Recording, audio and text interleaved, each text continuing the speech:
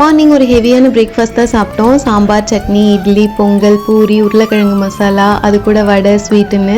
இத்தனையும் செய்கிறது ஈஸி இல்லை. ஸோ அதனால் ஆளுக்கு ஒன்று ஒன்றா பிரிச்சிட்டோம். அம்மா வந்து சாம்பார் வச்சுட்டாங்க, நான் சட்னி அரைச்சிட்டு உருளைக்கிழங்கு மசால் செஞ்சுட்டேன். தங்கச்சி வந்து பொங்கல் செஞ்சா. அம்மா மாவு பசஞ்சு வச்சுட்டாங்க, தங்கச்சி தேய்ச்சி கொடுத்துட்டா, நான் கொஞ்சம் போட்டு எடுத்துட்டேன். அவ்வளோதான். எங்கள் வீட்டில் வந்து பருப்பு அதிகமாக போட்டு குழம்பு திக்காக வைப்பாங்க. நான் வந்து பருப்பு மீதி ஆயிடுச்சுன்னா அதை அப்படியே சுண்டை வச்சு திக்காக விட்டு சாப்பிடுவோம். சூப்பராக இருக்கும். நல்லா சூடான சாப்பாட்டு கூட வர பிசைஞ்சு சாப்பிட்டா டேஸ்டா இருக்கும். ஒரு வழியா எல்லாத்தையும் சமைச்சிட்டு எல்லாரும் ஒண்ணா உட்காந்து சூப்பரா பிரேக்ஃபாஸ்ட் சாப்பிட்டு முடிச்சிட்டோம். சாப்பிட்டு முடிச்சுட்டு கொஞ்ச நேரம் ரெஸ்ட் எடுத்துட்டு அப்படியே ருத்ரன் ஜாலியா இருப்பான்னு ஒரு அவுட்டிங் மாதிரி போயிருந்தோம். போற வழியில தான் நான் படிச்ச காலேஜ் எல்லாம் இருக்கு. யூஜி வேற காலேஜ், பிஜி வேற காலேஜ், இப்படிதான் நான் படிச்சேன். நான் படிக்கும் போதெல்லாம் காலேஜ் அவ்வளவு பெருசு இல்லை. அப்பதான் கரெக்டா ஸ்டார்ட் பண்ணியிருந்தாங்க. போற வழியிலேயே ஸ்நாக்ஸ் எல்லாம் சாப்பிட்டு முடிச்சாச்சு. அப்புறமா அங்க ஒரு மால் இருக்கிற மாதிரி சொன்னாங்க. அதனால அங்க போயிட்டு எல்லாத்தையும் சுத்தி பார்த்துட்டு பர்ச்சேஸ் எல்லாம் பண்ணிட்டு டின்னரையும் வீட்டுக்கு வாங்கிட்டு வந்து சாப்பிட்டு முடிச்சாச்சு.